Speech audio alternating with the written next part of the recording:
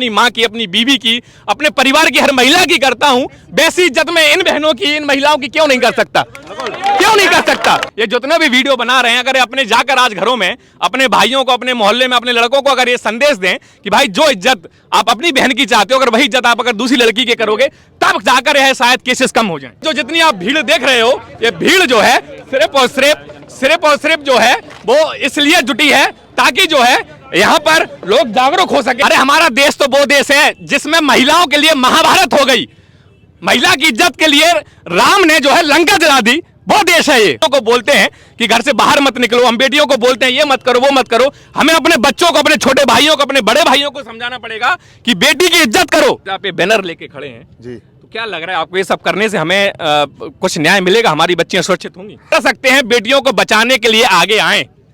आप पढ़ सकते हैं, अपने आने वाले कल के लिए बेटियों को बचाएं। मैं इसलिए बोल रहा हूं क्योंकि झांसी में 3 साल की बच्ची के साथ जो है बलात्कार की घटना सामने आई है। नमस्कार, इस समय मैं खड़ा हूं बुंदेलखंड के झांसी के किले के पार्किंग के मैदान में। आज हमारे बच्चियों की, स्त्रियों की क्या हालत है भारत में, शायद आप लोगों को पता होगा। जिस वक्त मैं यहाँ पे खड़ा हूं, यहाँ पर झांसी का युवा मेरे साथ है, झांसी की लड़कियां, झांसी की कुछ महिलाएं, झांसी के इन्फ्लुएंसर, झांसी के मीडिया वाले सब यहाँ पे इकट्ठे हुए हैं। वजह सिर्फ एक है कि जो कलकत्ता में हुआ वह झांसी में भी हुआ। मुझे लगता है कि झांसी में कलकत्ता से ज्यादा भयावह हुआ। मैं इसलिए बोल रहा हूं क्योंकि झांसी में 3 साल की बच्ची के साथ जो है बलात्कार की घटना सामने आई है। झांसी, जिसको हम नारी शक्ति के रूप में जानते हैं, जिसका नाम रानी लक्ष्मीबाई के नाम से जाना जाता है, उस झांसी में इतना बड़ा कृत्य हो गया। आप समझिए कि जिसने यह किया है उसकी स्थिति, उसकी मनोस्थिति क्या रही होगी, आप शायद समझ सकते हैं। आज हमारा पूरा युवा वर्ग यहाँ पर है, सब लोग अपने अपने यहाँ पर विचार रखने आए हैं, सब लोग एक तरीके का आंदोलन यहाँ पे कर रहे हैं। आप पढ़ सकते हैं, बेटियों को बचाने के लिए आगे आए। आप पढ़ सकते हैं, अपने आने वाले कल के लिए बेटियों को बचाएं। आप यहाँ पर देख सकते हैं, we want justice for 3 year girl child in Jhansi. आप तरह तरीके के जो है पैम्पलेट लेके लोग यहाँ पर जो है एक तरीके का मार्च कर रहे हैं, और ये जो मार्च है ये पैदल मार्च यहाँ से करेंगे और लगभग कई किलोमीटर तक जाएंगे और लोगों को बताएंगे कि भाई हमारे देश में, हमारे झांसी में आखिरकार हो क्या रहा है। 2 दिन पहले हमने 15 अगस्त मनाया, स्वतंत्रता दिवस मनाया, और 2 दिन बाद हम रक्षाबंधन मनाने जा रहे हैं। कैसी स्वतंत्रता, कैसा रक्षाबंधन? रक्षाबंधन हम अपनी बहनों के लिए मनाते हैं। वो बहनें जो आज हमारे पैम्पलेटों में है, समझिए, वो बच्ची जिससे मेरा एक साथी मिलकर आया, उसको छूने से वो बच्ची कांप रही है। 3 साल की बच्ची जो ना कुछ जानती है ना कुछ समझती है, शायद उसको यह भी पता नहीं होगा कि उसके साथ क्या हो गया। आप समझिए, इतना बड़ा कृत्य हुआ है, और आज ये पहला कृत्य नहीं है। मैं गारंटी से बोल रहा हूं कि ये तो एक वो कृत्य है जो मीडिया में आ गया, जो भाई कानून के सामने आ गया। पता नहीं हर रोज कितने ऐसे कृत्य हमारे देश में होते होंगे, कितने ऐसे कृत्य हमारे झांसी में होते होंगे। 2021 की रिपोर्ट की माने तो भारत में हर रोज 86 रेप केस होते हैं। 86 रेप का केस, आप समझ रहे हैं कि कोई संख्या छोटी नहीं है। कुल मिलाकर हमारे देश में जो है महिलाएं सुरक्षित नहीं है। क्राइम रेट की अगर बात करें तो भारत में 4थे नंबर पर आते हैं रेप केसेस।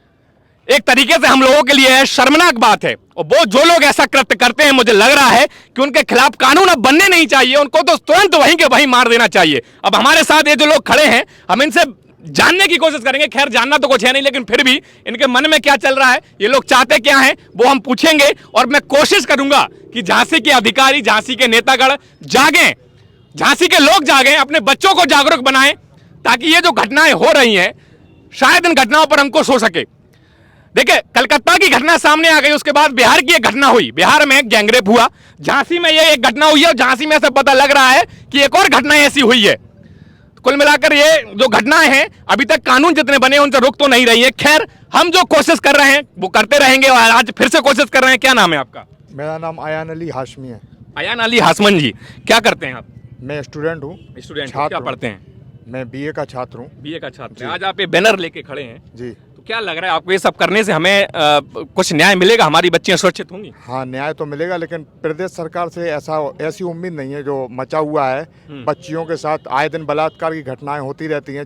छात्र परेशान है, नौजवान परेशान है। नहीं, छात्र नौजवान की बात में करेंगे। अभी हम जिस मुद्दे के लिए खड़े हैं उस पर चर्चा करेंगे। हाँ, तो बेटियों को क्या, आपको सुरक्षित देखो, बेटी सरकार नहीं बचाएगी, हमें अपनी मानसिकता को बदलना पड़ेगा। हाँ बिल्कुल, लड़कों को अपनी मानसिकता को बदलना पड़ेगा, क्योंकि सरकार, हम हर कोई किसी चीज को थोप नहीं सकते सरकारों के ऊपर। जी। हमें अपने आसपास का माहौल को बदलना पड़ेगा, हमें अपने बच्चों को बदलना पड़ेगा। जो हम बेटियों को बोलते हैं कि घर से बाहर मत निकलो, हम बेटियों को बोलते हैं ये मत करो वो मत करो, हमें अपने बच्चों को, अपने छोटे भाइयों को, अपने बड़े भाइयों को समझाना पड़ेगा कि बेटी की इज्जत करो। जी 2 दिन बाद आप जिस बहन से राखी बंधवाओगे, अगर वो आपकी बहन है, जिस बच्ची के साथ ये हुआ है इसका भी कोई भाई होगा। जिस बेटी के साथ कलकत्ता में जो हुआ है उसका भी कोई भाई होगा, उसके भी कोई माँ बाप होंगे। सही करा आप। मेरे ओंठ कांप रहे हैं इस बच्ची के लिए। जब मेरा साथी वहां मिलने गया था, जब उसने बताया कि भैया वो बच्ची कांप रही थी, आप समझिए उसके परिवार पर, उस बच्ची पर क्या बीत रही होगी।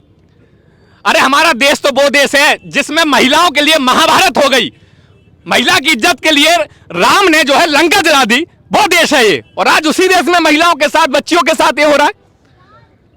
कितने कैंडल मार्च, हजारों कैंडल मार्च तो संस्थाएं और इस तरीके के युवा निकाल सके, लेकिन कर भी क्या सकते हैं, एक तरीके से जागरूक ही कर सकते हैं। सही बोल रहा हूं कि नहीं? बिल्कुल सही बोल रहे हैं। क्या नाम है आपका? विवेक यादव। क्या करते हैं आप? मैं मतलब बिजनेस वगैरह भी है और वीडियो वगैरह भी बनाता हूँ सोशल मीडिया पे। क्रिएटर हैं? जी क्रिएटर हूँ।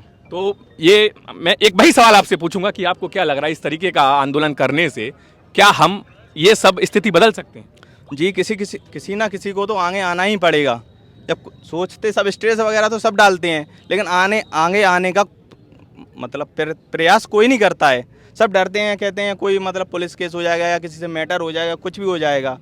अपने घर की बच्ची, 3 साल की बच्ची सुंदर सुरक्षित नहीं है, बाहर निकले कुछ लेने जा रही है कुछ भी, या टैक्सी वाला। एक चीज मैंने अभी भैया से बोली थी कि हमें हर चीज कानून पर या फिर सरकार पर नहीं थोपना चाहिए। बिल्कुल नहीं थोपना चाहिए। क्योंकि ये जो केसेस हैं, ये केसेस एक मनोस्थिति की वजह से होते हैं।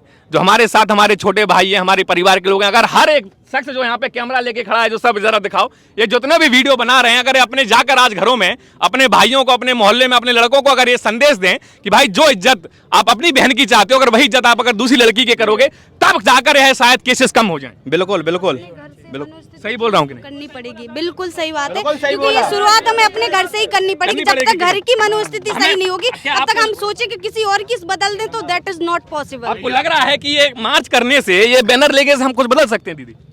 मैं खुद माँ हूँ हाँ। और आज मेरे लड़के हैं, पर मुझे लगता है अगर मेरी लड़की होती तो मैं सुरक्षित नहीं होती। मैं डरती, मेरे अभी इस समय आंसू हैं आंखों में, कि अगर किसी की 3 साल की या 2 साल की लड़की है तो वो अपनी बच्ची को किसी के हवाले छोड़ के नहीं जा सकती। कपड़ों को लेके, चेहरे को लेके, हर किसी को लेके लड़कियों को ऐसा बनाया जाता है।